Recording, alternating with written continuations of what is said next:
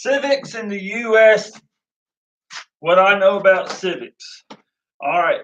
Well, I was raised in the county. They wanted to harass my dad. The police will come and give citations for any vehicles that they might pull up and put at the top of the driveway or pull down in the driveway that might not have been a finished project. We got a bunch of tickets for that. And then they put no parking signs up, so we couldn't park up under our big cherry tree. One day they came and tried to chop down that cherry tree, and my dad stopped them. It was a 200-year-old cherry tree. Then they put ordinances around on our recycling slash junkyard slash mechanic shop. And we had to put up a fence liable. I really about starved that winter that all the funding went to the fence. And then that was toward the end there. And then like a couple of years after we started putting up the fence, they said, well, I mean, after we about had the fence up, they said, well, it had to be 6 foot tall of hay. It's a big fence around our house because they didn't like the looks of our recycling projects and car projects and recycling businesses. I don't know how they could do that.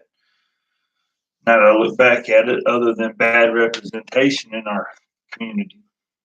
Then they decided, well, we can't damper these people's spirits with any of this. Let's put a 4-lane over their house, buy them out, and put them out of the county.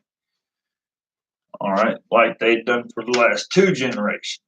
By property taxes, they can assess large owners of land with a radical group of people can move beside this big piece of land, deem that big piece of land part of their community, their county, and then assess and place a property tax on that piece of land for a ransom to pay the government employees of that community. That's wrong. We need to do nothing but, I mean, all the big land barons have really been broke up. Okay, the state and the county judiciary and schools are not checked and balanced by the federal statutes of our civil rights. The counties and the towns vote themselves supersession of the constitutional rights almost daily across this nation.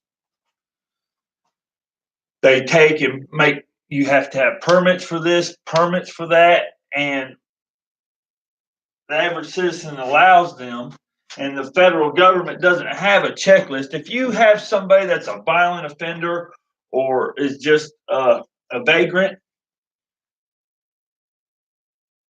if the judiciary charges them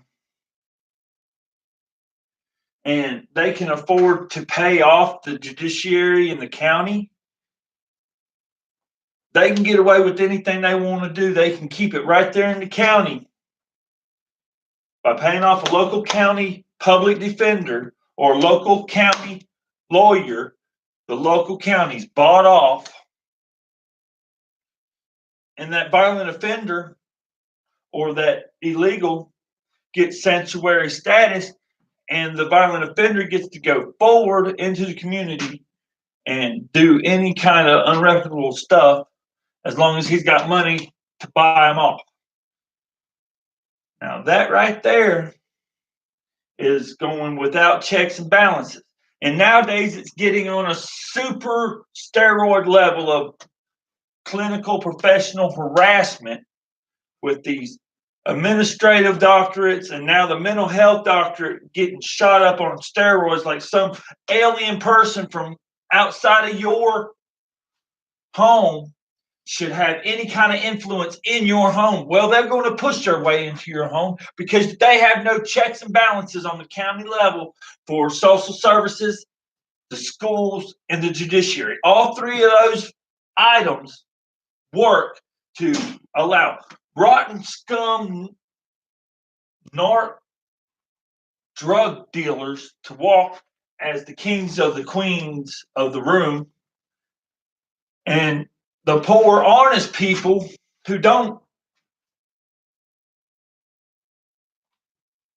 get treated like crap, get walked on.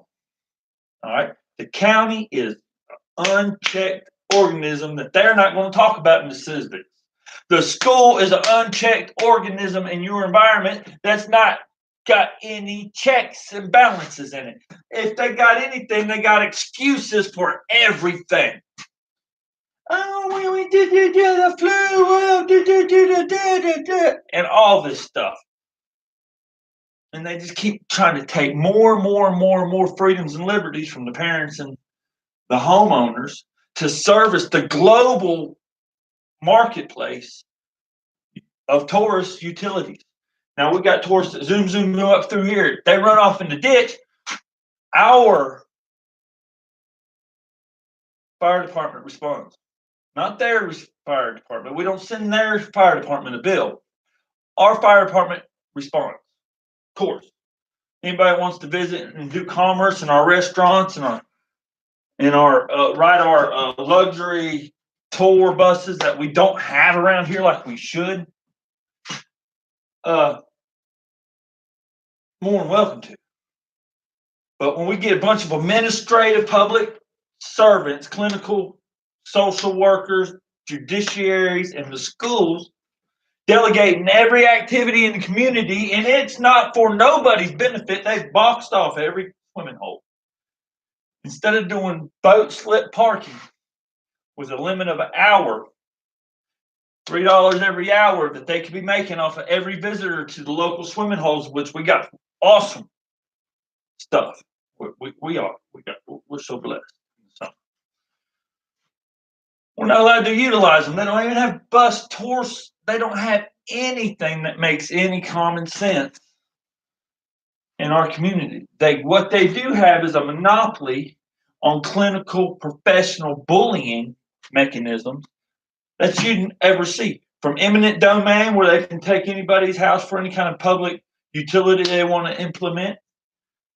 Well, we can't put a highway through his house, but we might be able to have it for a power line. They'll think of something. Always thinking of something they are to undermine independent ability to live. The grid is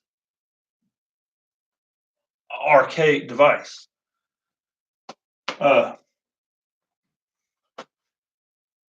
They don't make generators and grandfather clock technology like they could to generate energy.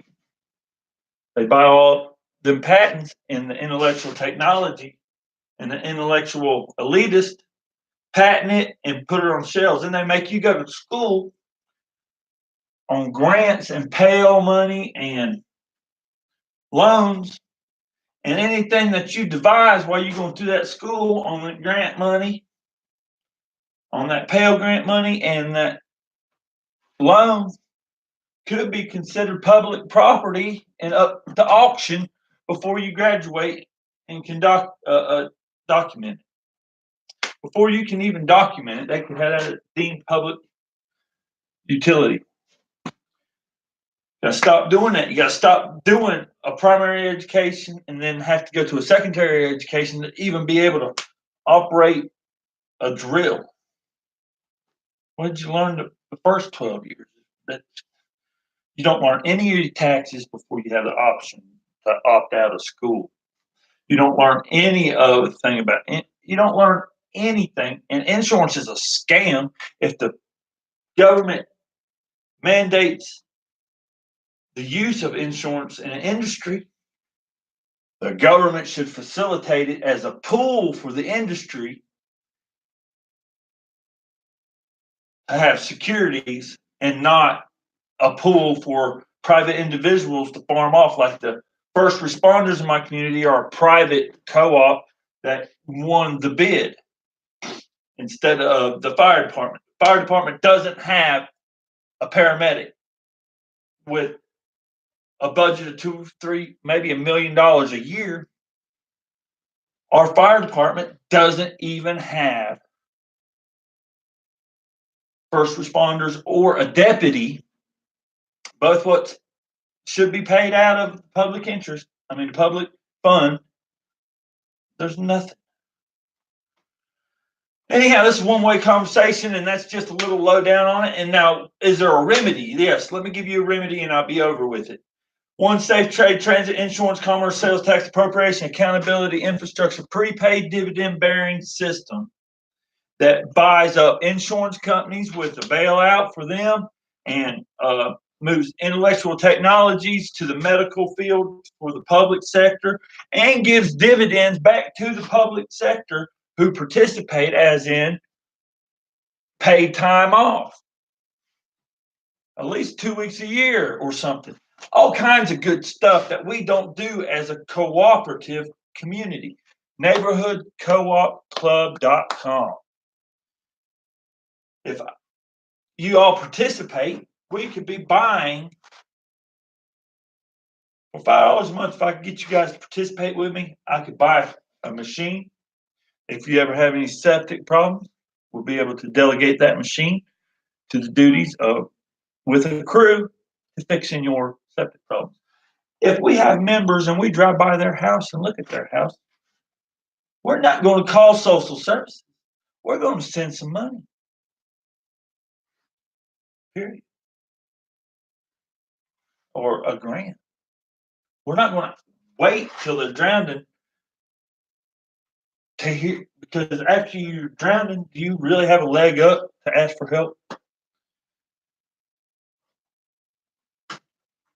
Simple, proactive stuff. Now, it's not we're going to stop this property tax by these local government county employees to where they delegate who can afford what and what. If the minimum wage is $7.25 an hour, and it costs $50 a day to leave your driveway and transportation costs, where's the balance? Yeah, I added up. That's being gracious. Civics. That's just